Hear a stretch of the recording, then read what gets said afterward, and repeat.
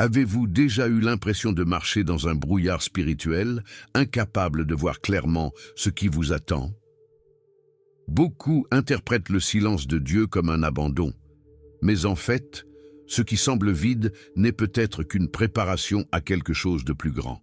L'Esprit Saint agit discrètement, levant le voile de la confusion et façonnant le cœur pour recevoir la révélation au bon moment. C'est dans ce scénario que commence un voyage, apprendre à reconnaître la voix de Dieu même lorsque le ciel semble calme.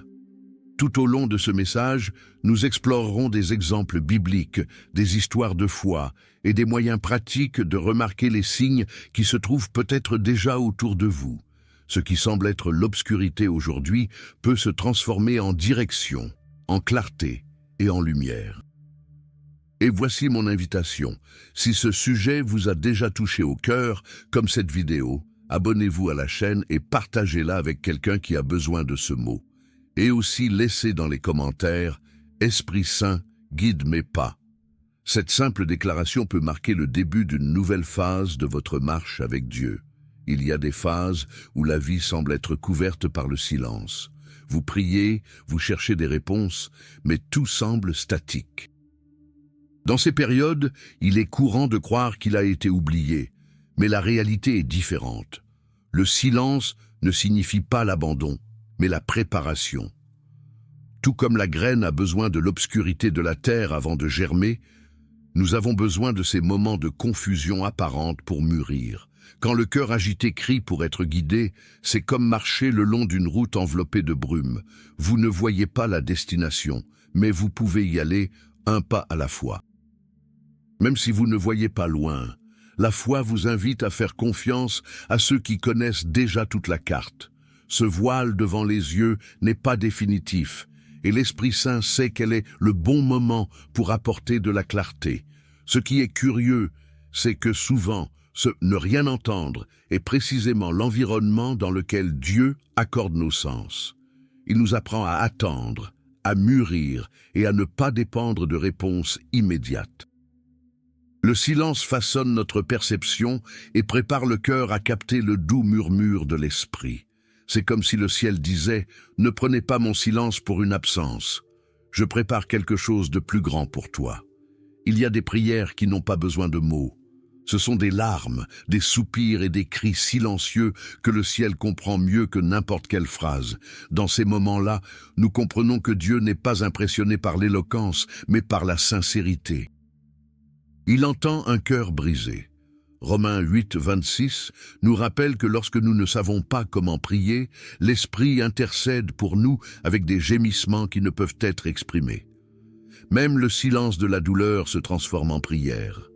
Ce que vous ne pouvez pas exprimer est porté par l'Esprit jusque dans le cœur du Père. Pas de larmes, pas de soupirs ne se perdent. Cette vérité nous libère de la pression de prier magnifiquement. La vraie prière n'est pas une performance, mais un abandon. Même fatigué, sans la force de parler, vous pouvez être entendu. Quand ta voix s'éteint, l'esprit murmure. Quand le cœur se tait, il traduit. C'est dans ce cri silencieux que le ciel se meut. Nous avons tous été confrontés à des moments où nous avons l'impression que Dieu s'est caché derrière un voile. Joseph l'a vécu en prison, David dans des cavernes, et Jésus à Gethsémanée a ressenti le poids de ce silence. Le schéma est le même. De grands hommes et de grandes femmes de foi sont passés par des déserts d'attente avant de vivre la révélation. Mais Deutéronome 31, 8 nous assure « Dieu ne nous abandonne jamais. Il est comme un père qui lâche la main de son enfant pour qu'il apprenne à marcher, mais reste proche, prêt à s'accrocher en cas de chute. Le silence n'est pas une absence, c'est une stratégie. » C'est dans le silence qu'il forme le caractère et enseigne à dépendre plus de la présence que de la réponse. Cette cachette de Dieu est aussi une épreuve de confiance. Quand le ciel semble loin, la foi est invitée à avancer sans voir. L'attente n'est pas un retard, mais un alignement avec le timing parfait de Dieu. Les ténèbres d'aujourd'hui ne sont peut-être qu'une préparation pour la révélation de demain. Souvent, la lumière de Dieu est déjà là, Mais nos yeux n'ont pas encore été entraînés à voir. C'est comme quitter une pièce sombre pour l'éclat du soleil. La lumière existe, mais la vision a besoin d'être adaptée. Cet aveuglement spirituel n'est enlevé que par le Saint-Esprit. Il en fut de même pour Saul, sur le chemin de Damas, entouré d'une lumière intense, mais aveugle, jusqu'à ce que l'Esprit lui ouvre la vision. Cela montre qu'il ne suffit pas d'avoir de la lumière, le discernement est nécessaire. Nous pouvons nous tenir devant la présence de Dieu et ne pas comprendre la révélation. Élie a aussi appris cette leçon. Dieu n'était pas dans le vent, ni dans le tremblement de terre, ni dans le feu, mais dans le petit murmure. Souvent, nous nous attendons à des démonstrations grandioses et ignorons la voix discrète qui parle déjà. L'invitation est de cultiver le silence, d'entraîner la perception et de laisser l'esprit affiner notre vision spirituelle. Dieu continue de parler, mais nous ne sommes pas toujours attentifs. Jean 10, 27 déclare « Mes brebis entendent ma voix ». Le problème n'est pas l'absence de voix, mais le manque d'harmonie. C'est comme une radio. Le signal est à l'antenne, mais seuls ceux qui ajustent la fréquence peuvent entendre la musique. Le grand danger, c'est quand le cœur devient insensible. Hébreux 3,15 nous avertit « Aujourd'hui, si tu entends sa voix, n'endurcis pas ton cœur ». Le Saint-Esprit parle souvent avec des détails simples, dans une conversation inattendue, dans les conseils d'une personne ordinaire ou même dans une situation quotidienne. Mais si nous sommes distraits, cette voix passe inaperçue. C'est pourquoi l'intimité est vitale. Plus nous sommes proches de lui, plus sa voix devient claire. En pratique, cela signifie prendre le temps de se taire devant Dieu, de se plonger dans la lecture de la parole et de s'ouvrir à la prière sincère. Il ne s'agit pas de formules, mais de relations. De même que nous reconnaissons la voix de quelqu'un qui nous est proche, même au milieu du bruit, nous apprenons aussi à discerner le murmure de l'esprit au milieu de la confusion. L'intimité et l'abandon sont le secret de la clarté. Un autre ennemi de la révélation est le confort. L'habitude de ne marcher que sur des routes connues nous rend résistants à tout changement que Dieu veut apporter. Mais la foi ne commence que lorsque le contrôle humain prend fin. Souvent, le familier nous protège des risques, mais il nous empêche aussi de faire l'expérience de la nouveauté que le Seigneur désire.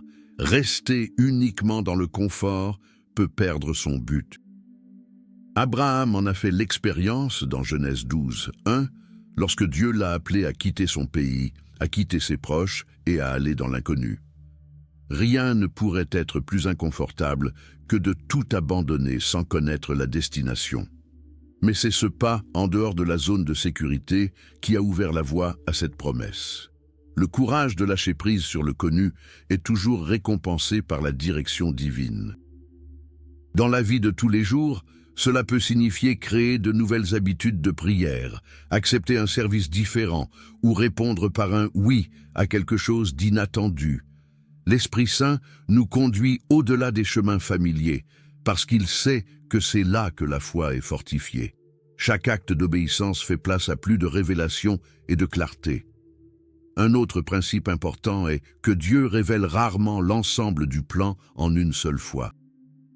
Il préfère diriger pas à pas, comme il l'a fait pour les gens dans le désert, en envoyant quotidiennement de la manne, Exode 16. Ce modèle nous apprend à dépendre de lui tous les jours, sans chercher à accumuler des sécurités humaines. La révélation vient par parties et la clarté grandit dans la marche. Cela peut être frustrant pour ceux qui aiment que tout soit planifié. Mais vivre par la foi, c'est avoir confiance que la prochaine étape sera révélée au bon moment. C'est comme si vous rouliez sur une route sombre, éclairée uniquement par des phares. Vous ne voyez pas tout le parcours, mais toujours assez pour continuer. Il en va de même pour la vie avec Dieu. Une prière pratique pour cette foi est « Seigneur, montre-moi le pas d'aujourd'hui ». Cette attitude change l'attente. Au lieu d'attendre de grandes révélations, nous apprenons à valoriser les petites directions. La clarté n'est pas une carte fixe, mais une feuille de route qui se construit. À chaque pas d'obéissance, l'esprit élargit la vision et révèle de nouvelles parties du dessein. Mais qu'en est-il lorsque les choses tournent mal? Peu de situations nous frustrent autant que les portes fermées, les retards ou les plans brisés. Mais du point de vue de l'esprit, beaucoup de ces interruptions sont des réorientations. Ce qui semble être un retard peut être une protection, et ce qui semble être une perte peut n'être qu'un coup de pouce dans la bonne direction. C'est exactement ce qui est arrivé à Paul dans Actes 16, 7, lorsque le Saint-Esprit l'a empêché de prêcher en Asie et l'a conduit en Macédoine. À ce moment-là, cela ressemblait à un blocus, mais c'était un repositionnement divin. Et de cette réorientation est née une mission qui a impacté des villes entières. Le nom de Dieu préparait un oui plus grand. Par conséquent, nous devons apprendre à recadrer les pertes. Et si la porte fermée était un acte d'amour? Et si le retard était juste Dieu qui vous retenait jusqu'au moment exact? Ce changement de perspective transforme la frustration en confiance. Lorsque nous abandonnons tout à l'esprit, nous nous rendons compte que rien n'est le fruit du hasard. Une autre clé est de comprendre la différence entre voir avec des yeux naturels et voir avec des yeux spirituels.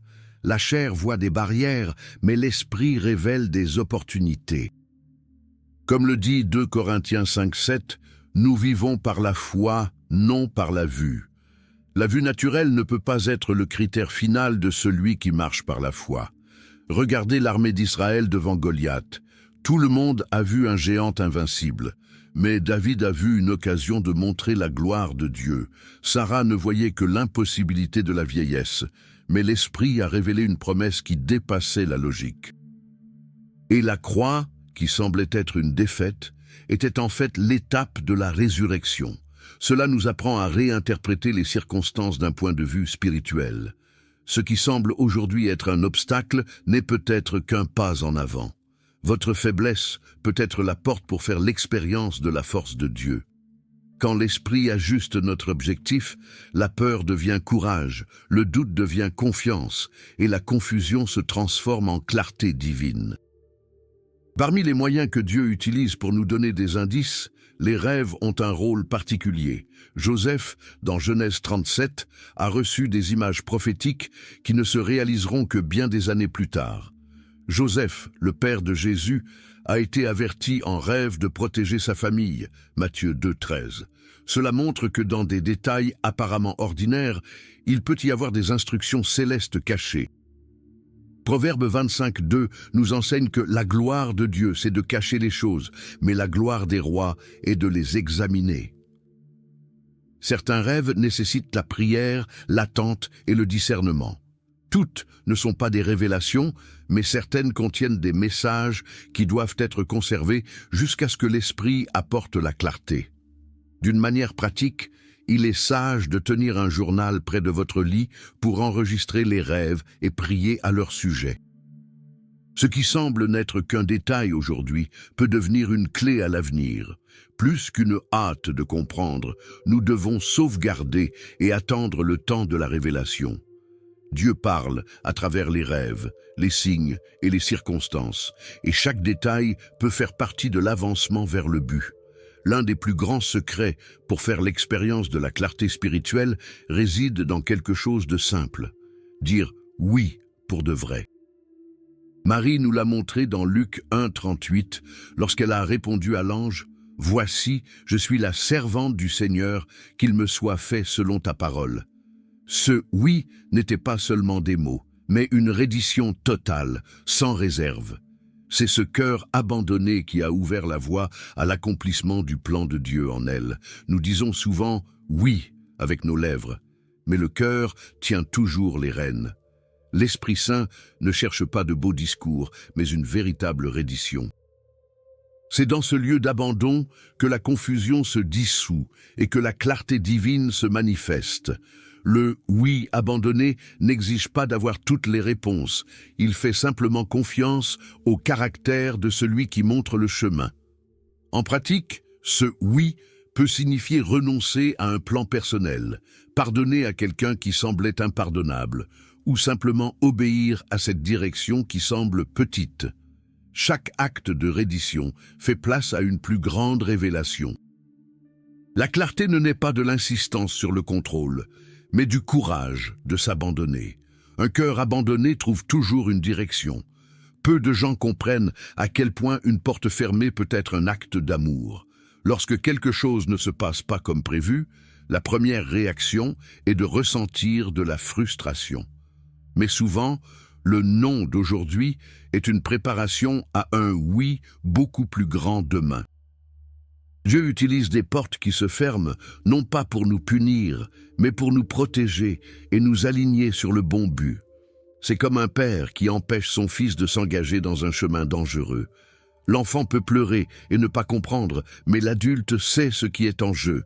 Il en est de même pour nous. Le Saint-Esprit voit ce que nous ne pouvons pas voir, les mauvaises connexions, les lieux inappropriés, les mauvais moments. Le refus de Dieu est souvent une stratégie pour éviter les chutes et préserver le destin. En pratique, chaque porte qui se ferme nous oblige à rediriger notre regard. Au lieu de s'attarder sur ce qui n'a pas fonctionné, l'invitation est de se demander « Qu'est-ce que le Seigneur me montre à travers cela ?» Ce changement d'attitude transforme la frustration en apprentissage. Les portes fermées ne sont pas la fin.